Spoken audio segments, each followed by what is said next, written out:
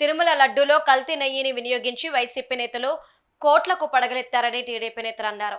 కర్నూలు జిల్లా గూడూరు మండలం టీడీపీ మండల కన్వీనర్ సురేష్ మాట్లాడారు. వెంకటేశ్వర స్వామి ప్రసాదంలో కల్తీ నెయ్యి కలిపి వైసీపీ నేతలు దుర్మార్గమన్నారు. ఇక కల్తీ నెయ్యితో తయారు చేసిన లడ్డూను లక్షల మంది భక్తులకు పంచిపెట్టారని విమర్శించారు. సిట్ సైతం కల్తీ నెయ్యి అని నిర్ధారించిందన్నారు.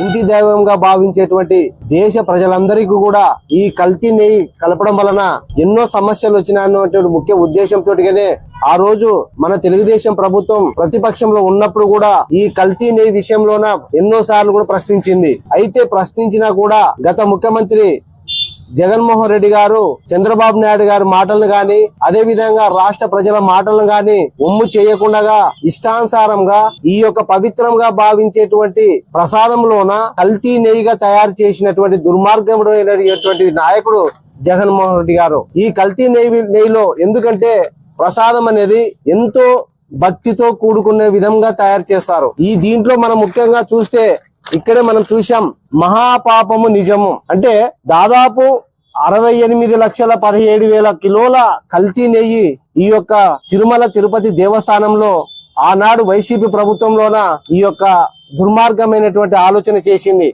మనం అందుకే చెప్తున్నాము కల్తీ నెయ్యిలో మరీ ముఖ్యంగా ఏంటంటే జంతువుల కొవ్వుతో తయారు చేసి ఉన్నారు. అంటే ఒక పాల చుక్క కూడా లేకుండా ఎటువంటి పాలు లేకుండా జంతువుల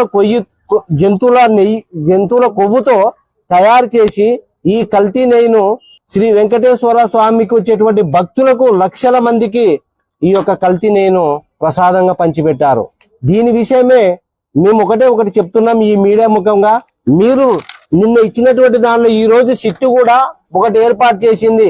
ఖచ్చితంగా ఈ నెయ్యిలోన ఏం కలిసింది, జంతువుల కొవ్వు కలిసింది అనేటువంటి ఛార్జ్ షీట్ కూడా సిట్టి వేస్తే దాన్ని ఈ రోజు కూడా బట్ట బయలు చేసినటువంటి దాన్ని కూడా మనం ఈ రోజు చూస్తున్నాం.